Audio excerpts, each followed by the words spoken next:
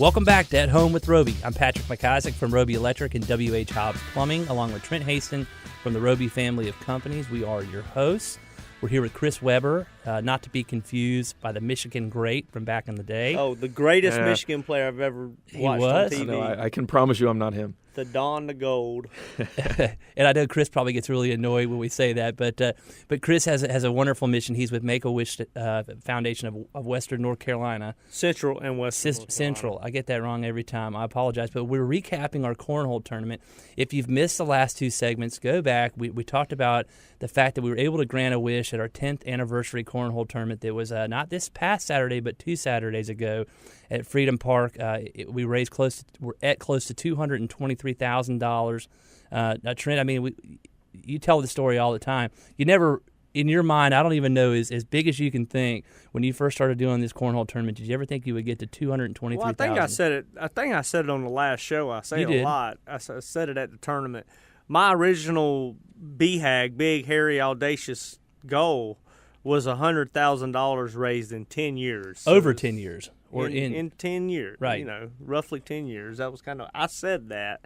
And to raise close to $225 in the 10th year, in 1 year, is pretty cool. Yeah. Puts us over $1.5 million for our 10-year run.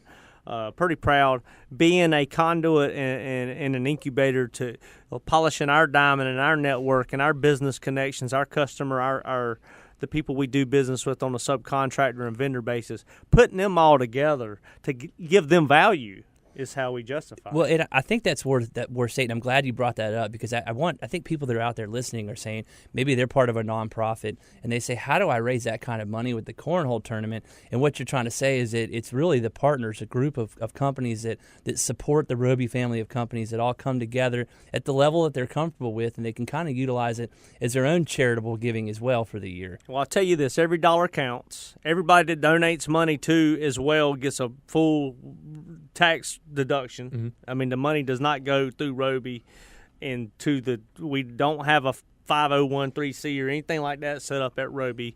All we are is a conduit. We basically say, here, write your check to Make-A-Wish, go online, donate it to Make-A-Wish, you'll get the tax information that you need, and we're going to go out here and promote you and brand you and do all that for you and help grant wishes for you. That's our goal. So that being said, I'm going to transition for 1 second and brag on Chris Weber for a second. I spoke about this, too, at the tournament and at our corporate party.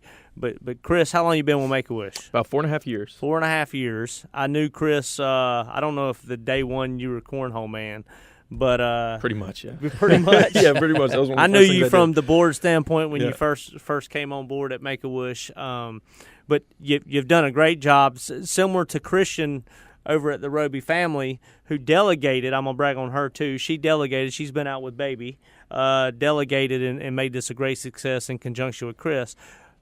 But I always talk about the Roby way is to make each and every client in the whole Roby family that we ever touch, whether you're getting money from them or not getting money, whatever you're doing, how big, how small, is when you're dealing with that client, make them feel like they are your only client and your number one client. And I preach that around our office all the time. I've preached it my whole career. And Chris, you've done that. I know that you have more tasks and more projects than the Cornhole. But frankly, truly, from our standpoint, we are your only project. And we really feel like that. So wholehearted to Charlotte, thank you. Oh, I appreciate that. Thank you very much. But you've done a great job. And, Chris, the work doesn't stop at the Cornhole Tournament, to Trent's point. Make-A-Wish has a mission. You're trying to raise – I know it's a continuous effort. Unfortunately, there's a demand for kids with life-threatening illnesses in our area that you are helping to support. So now that the Cornhole Tournament is behind us for this year, and the work, I'm sure, for next year has already begun, what is next? If I'm a listener and maybe I couldn't make it to the Cornhole Tournament or I missed it and I want to get involved with Make-A-Wish, what can I do? Our next big event we have coming up, we've got a pumpkin carving competition in October. It's called Guts. And it's Guts. It's at BB&T Ballpark. There's a bunch of graphic designers basically that have helped organize this with us, and it's in a very similar way to Cornhole. It's just kind of a festival that you can come out and enjoy. You can register and be a carver, enter in the competition, or you can just come out and enjoy the festivities and the vendors that they have out there. You better be careful not to invite Dabo Sweeney because he'll bring his own guts. I don't know if you ever heard that before. Who is that? Let me ask you this. Can I bring the little pattern and the cutout, the little tool that I get from Walmart? Hey, there's no judgment. You can bring whatever you want. You may not win with that, but you can bring it out. We were going to bring a hammer drill and a sawzall, but I don't know. I mean, some of these things, if you go on the website, the rigs that these people bring out and the pumpkins that they end up with are unreal. It's really cool stuff. If you go, it's gutscharlotte.com is the website. Gutscharlotte.com. Sounds like something wonderful to do with the kids. Yeah. I don't think I'm going to be carving. No, it's a fun one to come out. But I might eat some pumpkin pie. It's at BB&T Ballpark, which is a fun venue to kind of walk around. They've got the whole concourse blocked off for us. So it's a cool one to come out and see. That's neat. Yeah. That's an outside-the-box event. Yeah, it is. It's similar to Cornhole, right? People don't think you can make money off of playing Cornhole or carving pumpkins, but here you go. The beauty is that all people can do it. And I think that's the genius behind the Cornhole Tournament, is that it's not a golf tournament. If I don't play golf, I'm not going to do a golf tournament. It's not a fishing event where if I don't know how to fish, I'm going to embarrass myself. I mean, anybody can throw a beanbag, and anybody can carve a pumpkin. Exactly. And anybody can hike. Well, I think Travis and I embarrassed ourselves in the second round of the Cornhole Tournament. Well, I did the same thing, Trent. I was playing with Steven Donaldson, who runs Hobbs Plumbing, and the same thing. We did pretty good through the first round, and then we got to the second round, and Pursley Dixon took us down. So, Chris, what else? We got Guts coming up in October. We got Guts. We've got the next big one after that. We've got Wishball in January. January 19th, I believe, is Wishball this year at the Westin. It's a little earlier this year than it usually is, but that's our big black tie gala event. Blue tie, I guess we call it, for Make-A-Wish Blue. But that's our annual ball that we do every year. And then we've got a Trailblazer hike that we'll start recruiting for around that time as well. So if people want to come out and hike 28 miles, I know I've been on here talking with you guys about that before. Sure. So we've got another one of those that we're recruiting for in January, and those hikes will be in May and June. We've got a Derby event in May. I mean, it's always something going on. Derby, that's like the Kentucky Derby. The Kentucky Derby, It is the day of the Kentucky Derby. Yes, it is. It's like a Derby. It's a gala themed around Derby. We watch that's the in Derby. the Greensboro. It's in Greensboro, yeah. Because our chapter goes from Greensboro basically west. Yeah, pretty much, yeah. Right in Alamance all the way County to the over. Tennessee border. Yeah. Travis Thomas, who's in the studio, told me that he was going to go ahead and volunteer for the Trailblazer Challenge this year. He's going to be out on the trail with us? Is that why he was over there stretching his calves? He's over there walking in place. Oh, wow. Yeah. Man. Yeah. Well, I love Make-A-Wish for so many reasons. As a teaching tool, hey, if you're not doing something, get off the bucket and do something. But I love that we are our own region, and the money that we raise in Central and Western North Carolina stays in Central and Western North Carolina and helps kids with life-threatening illnesses in this region. Right. Yeah, it stays locally, and we've got 360 wishes are on the schedule for this year. That's what we're trying to grant. 360. 360. So we just granted roughly 38. Right. And Patrick couldn't believe there was 38 in our region, in our 51-county region, I think it is.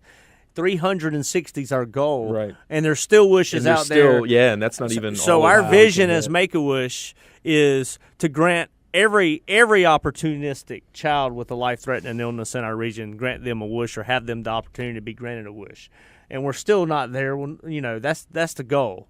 But we grant as many as we can. And the more money we raise, the more people that volunteer, the more people that get involved, then the more we can do outreach, because that's a big part of Make-A-Wish. Right. I mean, that's a division of our office, is to go outreach. It's just going to hospitals and doctors and letting them know that it's not a bad thing, it's a wonderful thing, and educating people on the opportunity. Well, a lot of people think there's a big misconception still, and that's why the medical outreach is so important, that Make-A-Wish is a terminal organization, that kids come in, and if you get a wish, that means your child is dying, and that's not the case. We're life-affirming, and it's any child with a life-threatening illness. About 70% of our kids go on to be happy, healthy Well, the great children. thing about the Wish child the other day, I was talking to her mom Saturday, was she's 100% in remission. Yeah, she's out of treatment. So she's getting scans, they were celebrating. It was a celebratory time. Right. And now she's going to get to spend time with her new dog. Right. And, kind of marks a turning point in her life, right? Can't get any better. I can't. It gives me chills even thinking about that image of her getting that dog on Saturday. And she'll have that now for however many years to that'll be a moment that she'll remember when she got that. It was for her wish experience at this cornhole tournament. Right. It was pretty special. Well, Chris, how can people look Make-A-Wish up? How can people get a hold of you? You can visit our website, nc.wish.org. It's got all of the events and volunteer opportunities we have. You can call our office, 704-339-0334, and we've got email on the website as well. Well, Chris, thank you for all you do. We love Make-A-Wish. We love Make-A-Wish of Central and Western North Carolina. You're listening to At Home with Roby.